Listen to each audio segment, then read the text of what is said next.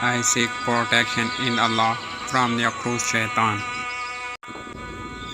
There is no worthy of worship except Allah. He is only one.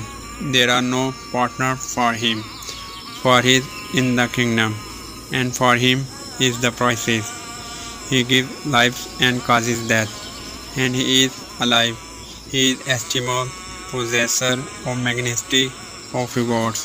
He is in his hand is the goodness, and he is the goodness, and he is on everything powerful.